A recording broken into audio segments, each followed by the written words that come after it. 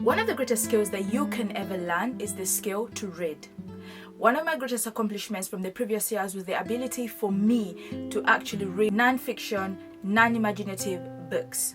And this brings me to this year where we share the books we have read. So here are some of the books that I was able to read this year, and I'm going to go through them one by one, recommend them, timestamps down below. If you want to skip to a very particular book that you have seen here, I'll put it down below. So let's jump right into the very first book. So the first book is Stolen Focus by Johann Hari. It is Why You Can't Pay Attention. Now this very particular book, I talked about it over on my Instagram and I loved this book.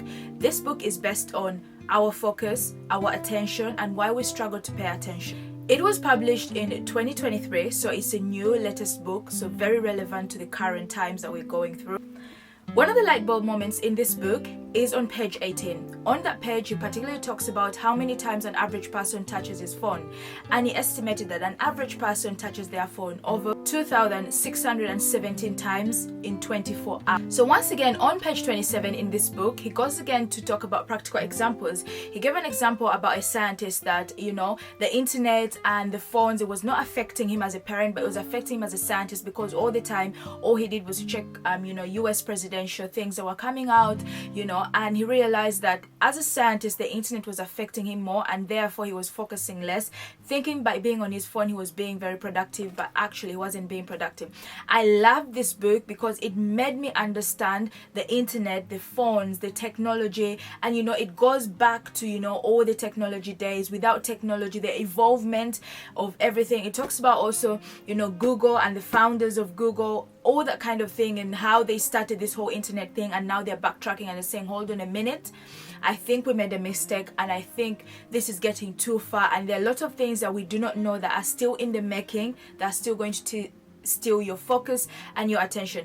This is a book I would recommend you to pick up. So the next book is The 4 Agreements by John Miguel Ruiz. I actually picked up this book in Waterstones when I was just going around, not knowing that this book is a very iconic book. I do have a whole video where I talk about this particular book, because every single thing in this particular book is so important.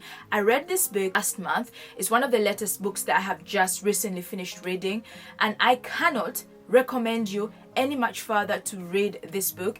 It is a very small book, very light. It talks about the 4 agreements that we make as human beings. It goes ahead to explain that we agree to a lot of things. We make agreements to a lot of things that make an identity to who we are. We do not choose our nationality, you don't choose where you're born, you don't choose your religion, but you come to agreement with those things in order to serve you. There are lots of things that we do when we're young to please our parents, to please the religion, to please the society, and because of that we agree with certain things and we end up being in a vicious cycle of all those things. The 4 agreements he mentions here are: be impeccable with your word, don't take anything personally, don't make assumptions, and always do your best. Those 4 agreements are so good. He breaks them down one by one, impeccability with your word, sticking with your word, and also understanding the power of your word and the power of your tongue. And he also says, don't take anything personally in life. When things happen to you, or things have happened, or people say things to you, don't take it personally. It could be them going through things and therefore they are portraying it on you. This book is going to go in my books that I would recommend if you're starting your self-help reading book journey and you want to understand certain things in a deeper way and in deeper meaning. This book definitely is one that I'm going to read again next year. Next book, The Dynamic Laws of Prosperity by Kathleen Ponder, is one of the books that is so dear to my heart that honestly this book I would gift it to a very specific person who is struggling with money. This book breaks the chain to poverty, breaks the chain to the mindset to poverty, breaks the chain on how you see money, and also gives you practical examples on what money does, how you can attract money in your life, how to receive money, what to do with the money, and motivational affirmations that you can say to yourself for money to come in your life. In every section there is a connection between money and a divine world. She talks about God in this book. She talks about, the importance of God, and also the importance of money when it comes to that, because it also talks about spirituality, that how in a spiritual world wealth is looked at as a bad thing, yet in actual sense wealth is a good thing, because everything on this earth, what you have, everything has been created by God, and you have every right and every divine right to receive that wealth. She also talks about how you can attract money, and it's in a way of affirmations. The same way you say affirmations to yourself in the morning, these kind of positive affirmations, prayers and things that you say to yourself are also in this book for every single chapter that you read. When you wake up in the morning and say, I am beautiful, I am wealthy, I am good enough, I'm gonna crush this day, there are also ways and things that you can say to yourself to attract money, like money follows me, money comes to me, I attract money, I am with money, money is with me. This book is so good. Chapter 3 in this particular book, she talks about the vacuum law. And in the vacuum law, it sort of explains that in order for you to get good and to create good, you have to create a vacuum in which good can come. You have to create a space and an environment where good things come by letting go of the things that are occupying the space in which the good things can come. Definitely would recommend this to someone who psychologically has, things with money. You don't understand anything to do with money. You don't understand why money has been in your family as a problem. You have issues with money. This book, I'll definitely gift it to you. It is a long book to read, because I think it's a book that you're meant to be reading over and over, slowly and slowly, to grasp everything. I'm going to read it again this year. It's so simple. It's just so nice and very beautiful. Definitely would recommend this book a ton. The next book is Lessons in Stoicism by John Sellers. This book is one that I just finished reading yesterday. Literally, it took me about 4 hours to finish reading this book. And those are the best 4 hours that I spent reading this book. And I cannot regret every 1 second of it.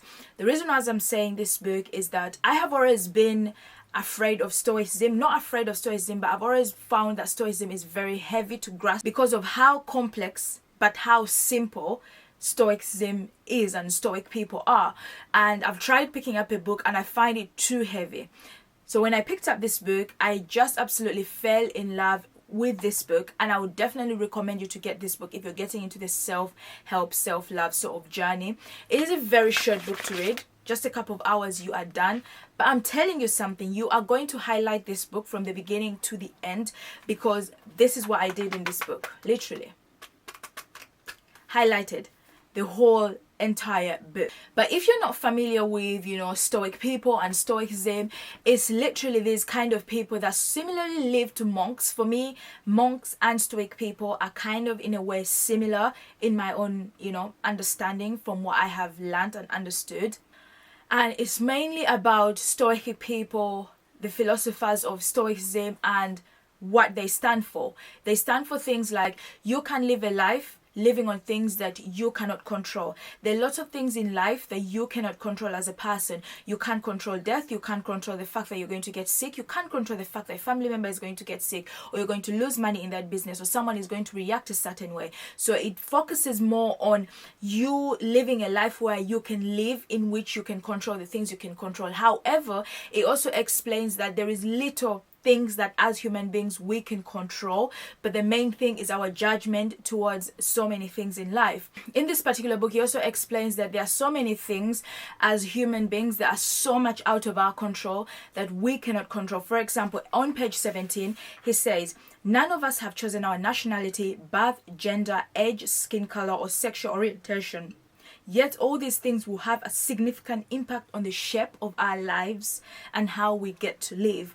So it is just a really good book. So the next book is Women Don't Owe You Pretty by Florence Given. Now, this book is a sweetheart to my heart. It is the muse to my heart. It ignites my female femininity within me. It makes me feel good. It gives me all kinds of energy that every single woman should have. This book was gifted to me by one of my followers on TikTok, and it's the best book I've ever been given, by far. It is so good. It talks about feminine energy. It talks about men masculinity, rape, sexual abuse, sexual things, slurs that are given to women that you can't understand, body positivity, about your body, any kind of color, skin, everything. It's got pictures in this book. I can't even show you as much, but it has got beautiful pictures in the book. It is well written. It's got a lot of jokes in there. It's got a lot of things that as a woman I say to you in passing, but actually they are not meant to be said that way. You're meant to be paying attention to those things because it's a way of putting down women. It's not a feminine book because the first chapter is about feminism, and it really dives into it and what actually means to be a feminine woman, or feminist, in that kind of aspect. It's just so deeply written, so nicely written. It's a book that when I ever start having workshops whereby talking to women and encouraging other women, it's a book that I'll definitely gift to every woman who attends, because this book is what every woman should have in their handbook, honestly. It's got 21 chapters. Obviously, it's quite, a heavy book, but it's so easy because most of the things in here are pictures as well. You have to remember, and most of the pages are very written in big paragraphs. So it's so good and so easy to go through, read through and engage in. All the books are going to be linked down below, so don't rush about taking screenshots or anything like that. Book number 6, Rich Dad, Poor Dad, by Robert Kiyosaki. Now this book, the reason that's why I'm smiling is because last year I made a particular video where I talked about this book and why I'm going to read it. I have a full video where I talk about Rich Dad, Poor Dad, money, wealth and all that kind of thing. I will not go deeply into it. I'll put the link here. You can watch the whole video. But just in summary, this particular book is one of the books that I saw when I was a child. I kind of knew about when I was a child. It has been around for a very long time, but yet so relevant if you're someone who wants to get into money and wants to understand things to do with money, and understanding how different people view money and how they can determine your future, especially when you're growing up as a child. This book is a #1 book. I in fact forgot. I need to give it to my brother because he asked for this book some time ago. So after this video, I'll definitely go and drop it for him. But this book is one that explains about the rich dad and the poor dad, how the poor dad, looked at money and how the rich dad looked at money. The poor dad was more comfortable with money being there with him and seeing it. The rich dad, every money that came out, it was meant to be spent, and he made sure that, Robert and his son, because that was just a friend, it was a dad to his friend, so he learned so much from him, in money and all that kind of thing, because he was wondering, why does my dad not have that much money? Very content with his 9-to-5 job. He works so hard. He wakes up in the morning, he goes every day, he does whatever he has to do to survive, but still not have poor, and still stay poor. Whereas this other dad of my friend, he's working as well, he's having people work for him, he's having all these companies and all that kind of stuff. They're in the same age group. What difference does it make between my rich dad and my poor dad? So it's just a good book. He also talks about a lot of things like cash flow, cash balances, investments and all that. So it's an all-round book. It's not just one book that is a story or it's this and that. No, it kind of gives you practical examples, and it is just it's a sweetheart when it comes to money. This book and The Dynamic Laws of Prosperity are two books that you can pair together if you want to get into money and start into money. Apart from one that I've had about the psychology of money, which is going to be on my radar to read this year, so watch out. I'll be talking about it very soon. What video will this be if I don't talk about Atomic Habits by James Clear? This book is a top seller for a reason, because it talks about habits, micro habits, big habits, habit stacking. It's a book that every kind of aesthetically pleasing girl has, in a way, to just kind of show off. But the reality is, are you actually reading the book? If you're understanding things to do with habits, you want to break habits, it makes you understand that no habit is bad. Every habit is a good habit, because it leads you to an outcome or a result that actually makes you happy. Like people will smoke. We all know that smoking is a bad habit, right? But smoking in itself is not bad because people find pleasure in it. It calms them down, it gives them a good result. But it tells you in the long run, what is that habit going to do for you in your life? So that's the kind of way that this book talks about. And he also talks about the small changes you make in your life that can actually impact yourself, your life, your future and all that kind of thing. So it's just one of those books that I would say to you, pick up this book, read it slowly and keep putting things down one by one. Highlight whatever you can highlight, and read it in context of practically doing the things that you have to do. I always reference this book in most of my videos. I do a lot of things from this particular book, like habit stacking. One of the things I always say, stacking habits is just so good. So get this. Book number 8 is You Deserve This Shit by Jordan Trevor. Now, this book is a very good book.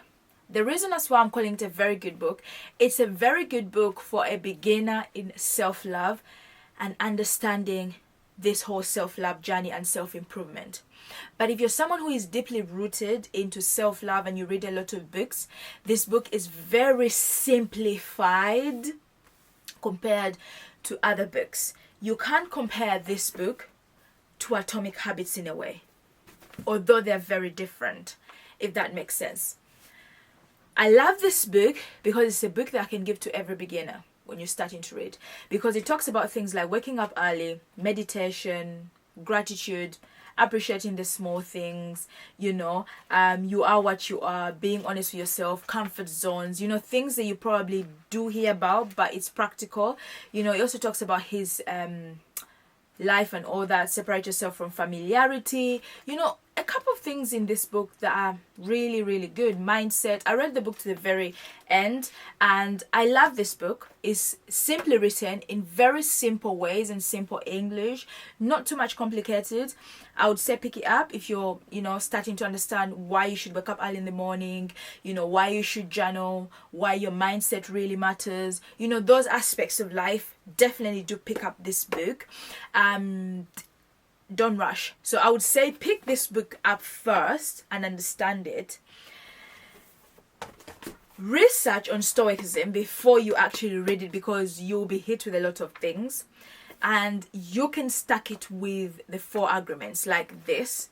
This would definitely work for you if you're beginning and open, your mind into other things. Things like Stolen Focus, the book that I talked about earlier on, is more like you're into research. You want to understand certain specific things.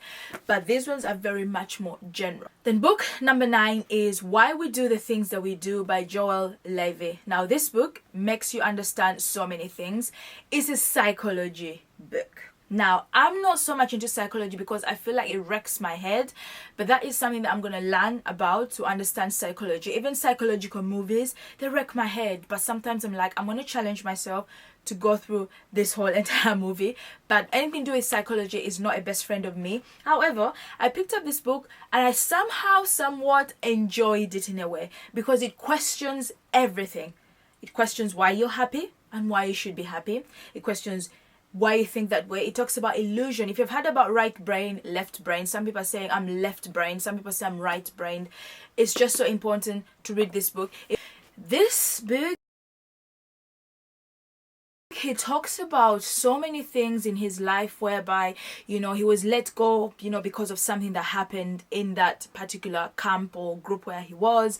He also talks about him appearing on TV and, getting a little bit of money and things happening. It's not like a story, but it's one of those things that it tells you about mental fitness. It tells you about the tolerance of pain, how many of us cannot, sort of have a short, threshold of pain. I highlighted all the bits that I love in this book. It says we often eat because we can, not because we need to, things like that, like emotionally, it says you shouldn't let yourself be defined by your failures, just as you shouldn't be defined by your success. And oh my god, it's so good. I wrote here a bit that says that it's okay to feel sad after a big failure, but remember to keep a healthy perspective. So it's just so good. I gave this book to a friend of mine to read this book because it's such a good book. And yeah, I would definitely do gift this book as well if I could. I'm meant to be giving it to a friend of mine to also read it very soon, but hopefully let me see what they think about this book beforehand. But I definitely love this and I'm going to have a whole video about this. Now, I cannot end this video without talking about this book, which is The Gladiator Mindset by Adam Petty. Now, this book is about him is an Olympic champion in swimming. I just wanted to get my words straight there. He's an Olympic champion in swimming. It's such a good book because it talks about the mindset that you need in everything that you do. It talks about his mindset before, you know, he went out, you know, to do the swimming and, you know, winning all these championships. The mindset he had to have before he actually went out and did anything, or, you know, to achieve that success. The preparation, you know, in order for him to win, you know, in order for him to win, in all that kind of thing. It's just a very good book, you know, Steps to Achieve the Impossible. It's about the impossibilities in life. I also highlighted in so, you know, many ways. In this particular book, one of the things I loved the most was on page 53. He says, as Ali Muhammad said, service to others is the rent you pay for your room here on earth. The things that excite you are the clues to your passion, which then lead you to your why. Such a profound book.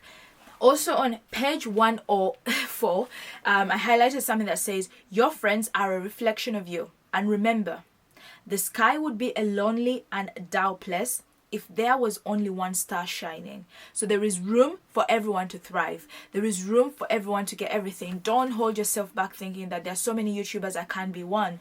Well, you can be in your own right. You know, there's so many people investing, I can't be an investor too. There's so many people doing dance videos, I can't do a dance video. There's so many people being accountants, I can't be an accountant. No, there is so much room for all of us to thrive and shine.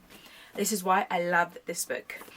The last book that I just want to throw in a spanner that I read a couple of years ago, and I think I'm going to read it, is if you want to be a woman entrepreneur and you want to understand, you know, the journey into entrepreneurship.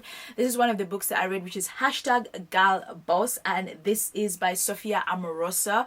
I've watched the documentary on Netflix. Absolutely love it. It's a movie. Loved it. And if you know me, I'm very particular in movies. It takes me like almost 15 to 20 minutes to choose a movie. And I can tell a movie that is good for me and not good for me straight away, which is weird. But absolutely love this. Watch it, read it. If you're a girl boss, you want to get into, you know, money, entrepreneurship, starting a business, getting into all those kind of things. Her story is very good, you know, coming from a broken home, having nothing, moving from here, from suitcase to suitcase, doing vintage, doing things that are different, to now having a brand that we've all heard about, Nasty Girl, which is just so good because she's the owner of Nasty Girl. And I've bought the clothes before when I was into, you know, that kind of fashion, but I'm not anymore. But this book is just one of the books that I would say yes to. So anyways, let me know down below what book you loved.